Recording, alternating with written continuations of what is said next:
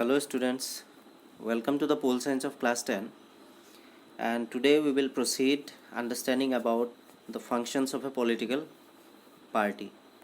So previously, in all the previous classes related to this new chapter, we discussed about the political parties and its components. After that, we also discussed about the necessity of political parties. And today we will proceed understanding about the functions of a political party. What are the functions related to a political party? So let us proceed then. Now, number one function of a political party is to contest elections. So let us proceed understanding about this number one point. So political parties contest elections. A political party nominates its candidates for the electoral contest in various constituencies. That means suppose elections are held in any particular country. We can take example of India, where the elections are held after every 5 years. So in that case, if any political party are newly formed, or if existing political parties are there, they will of course will do what? They will actually put ahead their contestant to fight elections from various political parties. So all these political parties will nominate its candidates first for all the constituencies where elections are held. Clear? So first and foremost function of a political party is to contest election through their candidates. After that comes policies.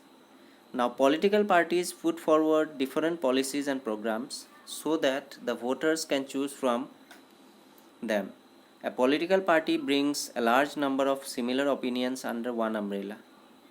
These opinions are channelized to form policies and programs.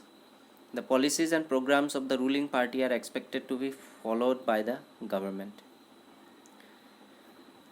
Now, about the policies, these policies and programs are actually the promises that the candidates campaigns and promises during the election campaign, and they also make promises and programs through these policies that if he or she wins the election, they will try to fulfill all those promises if their party or the particular candidate come to power. So regarding that only, political parties put forward different policies and programs so that the voters can choose from them. That means all these are policies and programs which are made for the welfare and development of the society also, and for the individual voters also. So these are done through all these policies and programs are promised through the election manifestations, which the party releases before the vote when the campaigning is going on. So a political parties bring a large number of similar opinions under one umbrella. These opinions are channelized to form policies and programs. That means whatever the problems are there, whatever the issues are there, regardless of that, only the solutions are taken out and these policies and programs are taken out for those, or for the solving or resolving of those problems and issues. The policies and programs of the ruling party are expected to be followed by the government. That means whatever the promises and policies are put forward, that is actually of the ruling party. That means whoever the party wins the elections, after that these are expected to be followed by the government. If they are the ruling party, that means they will of course form the government, and while forming the government or after forming the government, all these programs and policies will be followed by the government as per promises. Clear? The third function of a political party is making law. Now, political parties play a decisive role in making laws for the country. You may be aware that it is the legislature which passes a law after proper debate. As most of the members belong to political parties, so a political party has direct say in law making for the country. Now the third function, that means firstly they will contest elections. After contesting elections, if that particular party wins the election, After that, they will bring policies and programs for the welfare and development of the people. After that, number 3 or number 3rd function is making law. So political parties play a decisive role in making laws for the country. You may be aware that it is the legislature which passes a law. That means legislature is directly related to the making of law. So after proper debate, discussions, sitting in one place through the meeting, after much discussions and debate, the legislature finally passes law that is or that may be good enough for the welfare of society and individuals also. As most of the members belong to political parties, so a political party has direct say in law making for the country. So why this legislature or the law making legislature which is related to the law making process, it involves say a large number of political members are there who belongs to political parties. So as a result, what happens, this all political parties has a direct say in law making for the country. All their debates and discussions and their views are taken. That's why it is rightly said that the ministers or the members belonging to political party have a direct say, or they can have a direct contribution in law making of the country.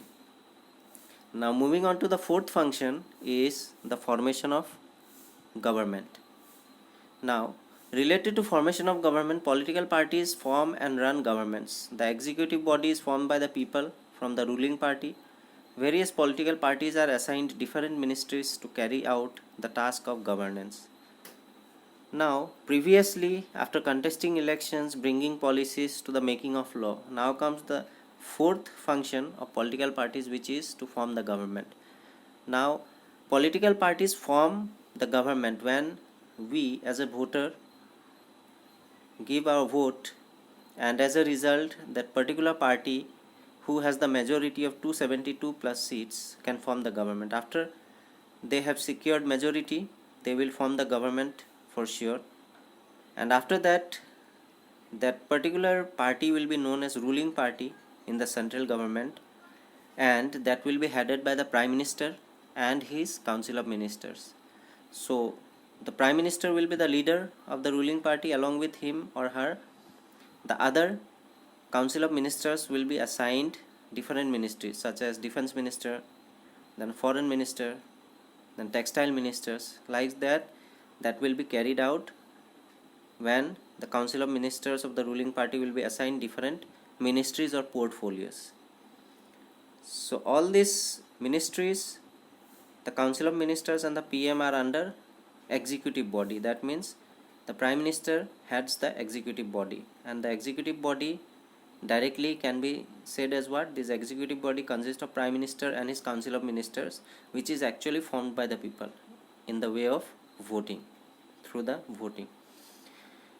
Now, functions of the political party, number 5th point is playing opposition. A party which does not get majority or come under the majority coalition needs to play the role of opposition.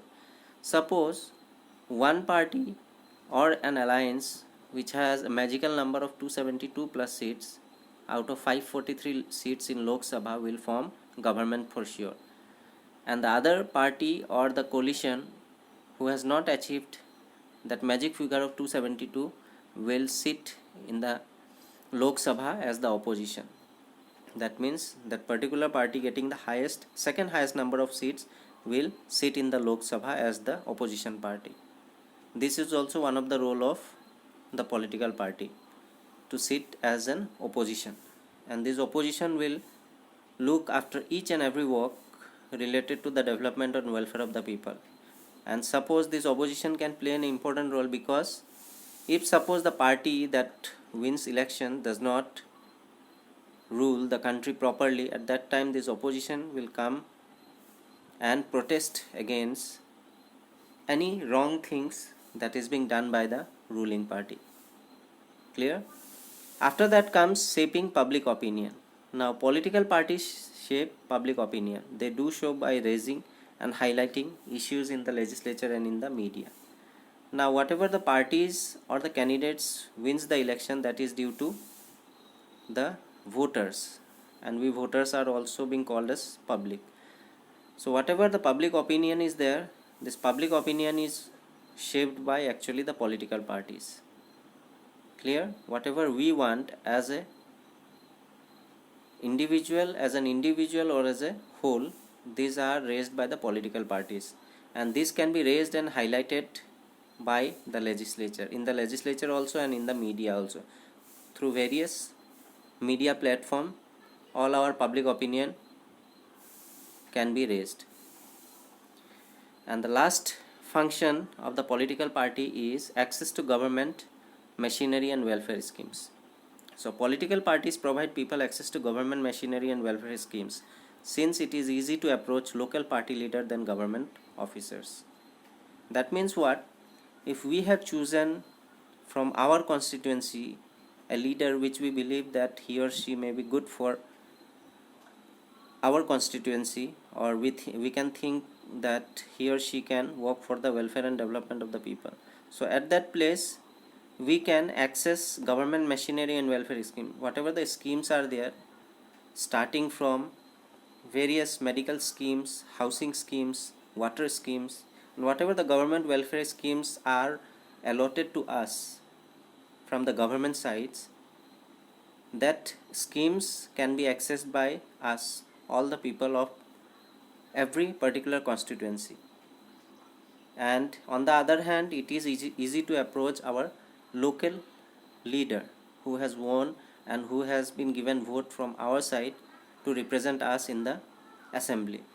So it is easy to approach him or her other than by approaching the government officers who are bureaucrats, who are the backbone, who are actually guiding our ministers to initiate all these welfare schemes and government machinery. So we cannot approach the bureaucrats directly, but we can approach our leader which we have voted for. So it is easy to access the government machinery and welfare schemes, whatever it is given by the government. And it is because, why it is easy? Because we can easily approach our local leader rather than approaching the bureaucrats or the government officers who are permanently placed in that seat. So with this, I will wind up today's topic related to the functions of the political party, and kindly go through all these 7 points. So winding up here only. Thank you.